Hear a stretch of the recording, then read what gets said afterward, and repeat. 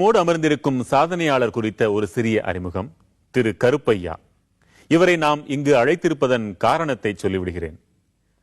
பொதுவாகவே ஒவ்வொரு கிராமத்திலும் நம் கிராமத்தில் மாற்றத்தை ஏற்படுத்திவிட வேண்டும் என்ற எண்ணம் கொண்டவர்கள் இருக்கத்தான் செய்கிறார்கள். ஆனால் அவர்கள் தங்கள் எண்ணங்களுக்கு செயல் வடிவம் கொடுக்க முயற்சிப்பதில்லை. அப்படிப்பட்டவர்கள் மத்தியில் தன் எண்ணத்தை செயலாக்கி பெரிய வெற்றியும் பெற்றவர்தான் இந்த கருப்பையா.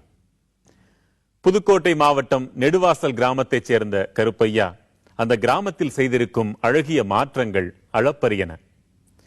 இங்கே தெக்கலூரில் இளைஞர்கள் பெரியவர்கள் என்று அனைவரும் கரம் கோர்த்து பள்ளியை சீர் செய்து கொண்டிருக்கும் காட்சிகளை நாம் கண்டோம்.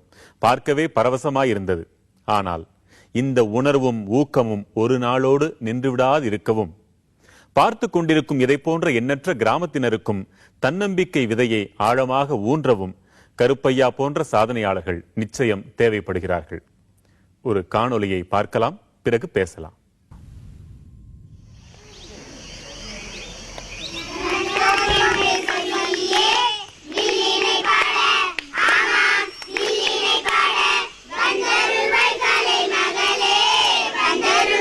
கிட்டத்தட்ட ஒரு 15 வருஷம் உதவி ஆசிரியரை வேலை செஞ்சுட்டு தலைமை ஆசிரியர் பதவி எப்போ கிடைக்கும்னு சொல்லி ஆவலாக இருந்தா தலைமை ஆசிரியர் பதவி இந்த பள்ளிக்கூடத்துக்கு எனக்கு கிடைச்சிச்சு.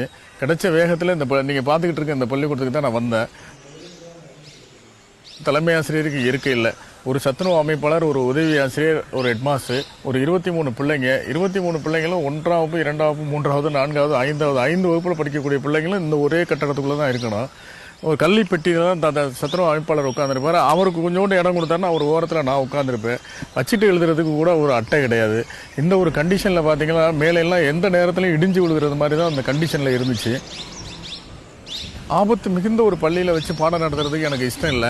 பெற்றோர்களும் இதை விரும்பலை. இந்த பாருங்க இருக்குது, நீங்கள் இந்த பக்கம் பார்த்துட்டு இருக்க சுய உதவிக்குழு கட்டணம் தான் எனக்கு பெரிய வகையில் உதவி செஞ்சிச்சு.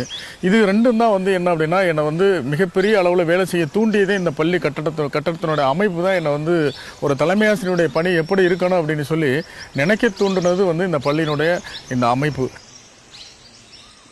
அப்போது உடனே நான் சமுதாயத்தை போய் அணுகினேன். சமுதாயத்தை அணுகி அவங்களுடைய முழு ஒத்துழைப்போடு இந்த ஒரு பகுதியை தேர்வு செஞ்சு பள்ளிக்கூடத்தை கல்வித்துறையினுடைய அனுமதியோடு, கல்வித்துறையினுடைய சப்போர்ட்டோடு இந்த இடத்துக்கு இடமாற்றம் செஞ்சோம்.